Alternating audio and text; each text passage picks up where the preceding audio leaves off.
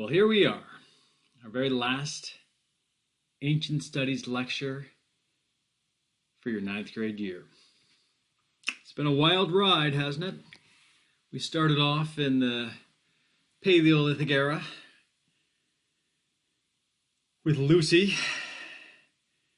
We watched Homo sapiens develop the use of fire and tools, settle down, become farmers in the Neolithic Revolution. We saw the rise of religion, writing, philosophy, aestheticism. We traced the movement of people from Mesopotamia into India and then west to Italy. We fought the Trojan War. We've done a lot this year. And today we're going to finish off our look at the early days of Islam. It's going to be a brief lecture today. Next year in Western Studies, you're going to start off looking at the conflict between Islam and Christianity. And you are going to go through many eras, many wars, many ideas, a lot of art, and probably end up somewhere around World War I, maybe World War II. So you got a lot to look forward to next year. But don't forget all the things you learned this year. This year is really maybe the building block for your understanding of history. Without further ado, let's look at the early days of Islam. Today we're going to look at maybe the 30 years after the death of Muhammad. And you can see from my subtitle that we're going to talk about the spread of Islam. We're also going to talk about a schism. Now, because we didn't have enough time to really talk about Christianity, we haven't used that word yet, at least I haven't. A schism is a word, means basically a break. Okay, there's going to be a schism in Christianity. The Roman Catholic Church will break away or break apart from the Byzantine Eastern Church. The Roman Church will speak Latin. The Byzantine Church will speak Greek. There's a lot of other differences. Those two denominations of Christianity are still not connected today. Okay, and we get a similar break in early Islam. Let me go back one. Oh, nope, here we go. So, first off, Muhammad died on June 8th, 632 CE. And as soon as he died, the question of who his successor should be arose. Now, his successor is going to be called the Caliph. Okay? And Caliph is just a term for the both religious and temporal leader. That's what Muhammad was, and that's what his successors will become. Okay, so Muhammad has no male heir; he had no son, and he never appointed a successor before he died. That is a problem because now there's going to be conflict as to who should be next in line. Okay. Muhammad's closest followers, the people who knew his mind the most, they decided that they would choose themselves who should be the caliph, and they chose Muhammad's father-in-law, a man by the name of Abu Bakr. Okay, and he actually indeed becomes the first caliph. However, there are other people who think that Muhammad's cousin and son-in-law, whose name is Ali, should be the caliph. Ali was married to Muhammad's daughter, Fatima. Okay, so they think that he is the logical successor because he is closest in blood. Think about it. Ali's son, Hussein, would be directly blood related to Muhammad. Okay, but they don't win out, and Abu Bakr becomes the first caliph. Okay, now, the first four caliphs are called the Rashidun. Rashidun means something like the rightly guided. Okay, so the first four caliphs, we get Abu Bakr, as I said. And Abu Bakr, along with a very powerful general, is successful in conquering all of Arabia. Now, Muhammad had pretty much already done that, except When Muhammad unites the Arabian tribes under the banner of Islam, those tribes feel like they have made a deal with Muhammad. So when Muhammad dies, those deals are all off. And it falls to Abu Bakr to kind of reconquer the Arabian Peninsula, which he does. Okay? He begins then to expand the empire of Islam outside of Arabia. So you can see on the map at the right that Islam is starting to spread. He has succeeded, and again, the next caliph is going to basically be elected by the Muslim elite, and the next caliph is Umar. Okay, now Umar comes along at a advantageous time in world history. The Byzantine Empire. Remember, the Byzantine Empire is the eastern portion of the Roman Empire. You'll recall that Constantine broke the empire into two. He created the city of Constantinople, which is today Istanbul. And the Western Empire was still based out of Rome. The Western Empire falls apart in 476. The Eastern Empire continues until 1453, and it's called the Byzantine Empire. Okay? There's also the Persian Empire, which we've been talking about for a long, long time. The Persian Empire is very, very old. Those two empires, the Byzantines and the Persians, have been fighting each other for a long time. What happens when two large empires go at it for a long time? Well, they get tired. They get worn out. And into it, we have this vibrant new faith, this new faith that wants to spread, moves in and starts chipping away at the peripheries of both of those empires. Okay, so under Umar, the Islamic Empire is going to expand into Mesopotamia, into Turkey, and also into North Africa. Now, the people that are conquered by Umar are relatively happy to be conquered. Okay, they're a little tired of being governed by either the Byzantines or the Persians, and these Islamic, Arabic invaders do not force them to convert to Islam, and they also kind of allow them to keep a lot of their own customs and traditions. Okay, so as far as empire building goes, the Arab Muslims kind of know the right way to go about things, right? Don't go and make enemies, go and make friends. And in the process, they tend to bring the Arabic language to this part of the world that you see on the map. And a lot of the people in that area also willingly convert to Islam. Okay, so this is just in the first 10 years or so after the death of Muhammad, and things are really going pretty well for the Islamic world. Okay, the third caliph, his name is Uthman. I think sometimes it's translated to Osman. And Uthman, or Osman, established, here's what he did. Here's probably, I guess, the most important thing he did. He established an official version of the Quran. Okay? Now, pay attention here and write some of this down. It's tricky when you have a sacred scripture, because if you end up having two or more versions of that sacred scripture, that is, if someone copies the original version and leaves a portion out or changes a portion, that could result in a lot of trouble down the road. You could get a lot of conflict over which is the official version. So the fact that Uthman established an official version of the Quran was a really wise and important thing to do for the unity of Islam. Okay. However, Uthman was considered very weak, and he is eventually assassinated.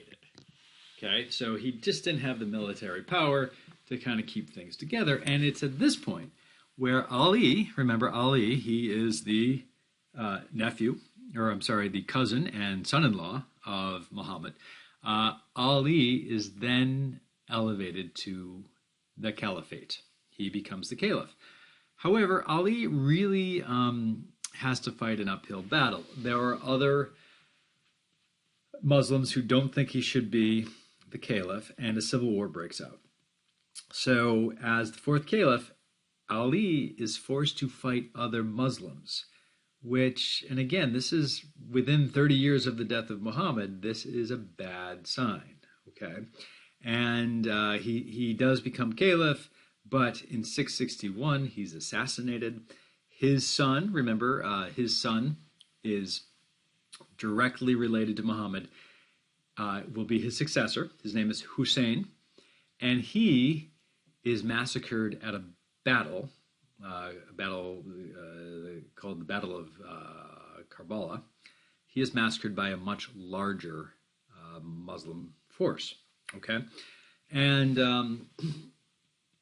this is going to lead to a split in the Islamic world, which we still see today.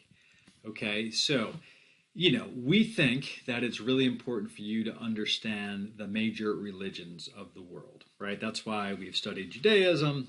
I mean, Judaism isn't actually, by population, a major religion of the world, but it's had a huge consequential effect on the world. We've studied Hinduism, Brahmanism, Buddhism, right? We've studied some Chinese philosophies, which aren't religions, but they're philosophies, and they're important. We've studied Christianity, and now we're studying Islam. Well, to really understand Islam, especially in the world today, it's good to have some understanding of this schism between Sunni Islam and Shiite Islam. So here's the deal. Write this down. First, the Sunnis believe that the caliph should be chosen by consensus. I don't really mean by a democratic consensus. I mean the elite of the Muslim world should get together and decide who that caliph would be. Okay? And this would have been an Arab back in Ali's day. Okay? So because Islam originated on the Arabian Peninsula, the idea that the leader of Islam should also be an Arab is pretty strong. Okay? Now, again, the Sunnis, or the Muslims, as they conquered, they Arabized many of the territories they controlled in the early years anyway. Those areas all tended to become Sunni, and they are still Sunni today, for the most part. They're majority Sunni. Oftentimes there are a minority of Shiites and other sects, but, they're majority Sunni. Okay? For instance, Saudi Arabia today is considered the leader of the Sunni world. Iraq is a Sunni dominated country. Okay? There's a lot of Shiites in Iraq, and it might actually be pretty close to 50-50 split. But before the American invasion of Iraq, Iraq was definitely governed by Sunnis, and Shiites were, if not an actual minority, they were very much treated like second-class citizens. Okay. On the other hand, we have the Shiite Muslims. Okay. Now, Shiite Muslims believe that the caliphs must all come from the line of Ali. Okay. So they are looking for a strict succession. They tend to embrace the idea of martyrdom for Islam. Now, I think you all know what a martyr is. A martyr is someone who dies for his or her beliefs. Okay, Ali and Hussein, because they are both violently killed, kind of defending their version of Islam, they are considered martyrs. And Shiite Muslims tend to kind of embrace the idea of martyrdom as an important thing or consideration to protect the Islamic faith, or at least the Shiite faith. Okay, the Shiites tend to be non-Arab Muslims. Okay, so at a certain point, as the Muslim world expanded, people started to see that even though, as I said yet in my last lecture, Islam is a brotherhood, but people started to see that Arabs were treated better than non-Arabs, and so some non-Arab peoples decided to kind of veer towards the Shiite side because the Sunnis tended to favor the Arabs. Okay, today the Shiite are a minority sect in Islam.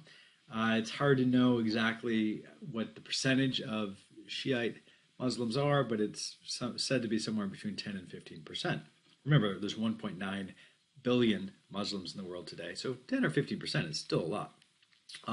And today, Iran is the largest Shiite nation and what we would consider to be kind of the leader of the Shiite world.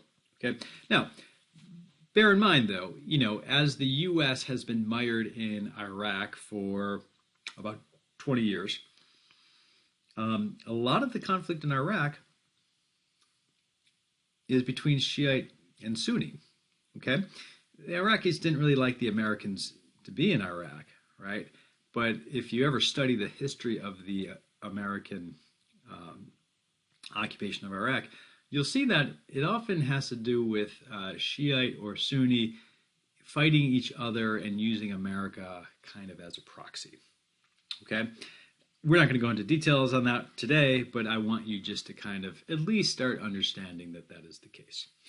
Okay, now about, 100 years after Muhammad's death, by 750, this is the extent of the Islamic world.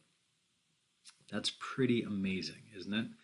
All the way, look, it goes all the way into Spain, right? And it goes all the way, to the Indus River Valley. That is a pretty large swath of territory, okay? Also, I want you to understand this. So this is, essentially an Arab-dominated empire. But look at all of the ancient civilizations that it is encompassing. And the Arabs were very good at assimilating ideas from other cultures. So when we think about all of the philosophical, scientific, and mathematic concepts that have risen up in this map that we're looking at, especially in the Mesopotamia region, that's a lot.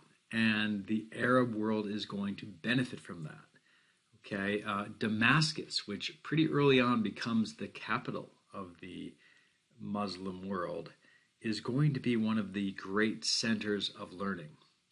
Okay, think about your math classes. Algebra, that is an Arabic word. Okay, we use Arabic numbers. This empire has profound impacts on Western civilization. When and if you get to 11th grade, you will start the year, if I'm your teacher, and probably if Mr. Conroy is your teacher, you'll start the year talking about how the Muslim world, at that point, the Muslim world is controlled by the Turks, how it really helped set off the European Renaissance, and how that Renaissance leads to the discovery of the New World. So this history that we're really briefly going through is extremely important to our heritage. That's all I have to say about Islam for this year. My hope, though, is that you find this interesting and that you continue your studies, not only about Islam, but about Greece and about Rome, about Christianity and Hinduism and all the great things that we've studied this year. Believe it or not, from my perspective anyway, this 9th grade class has matured quite a bit, learned quite a bit. I wish you all well over the summer, and I hope that we get to see each other in person all year next year with no teaching online. It's only a hope, it's only a wish, but a guy can dream. Have a great summer. I'm sure I'll be talking to you again, but bye-bye.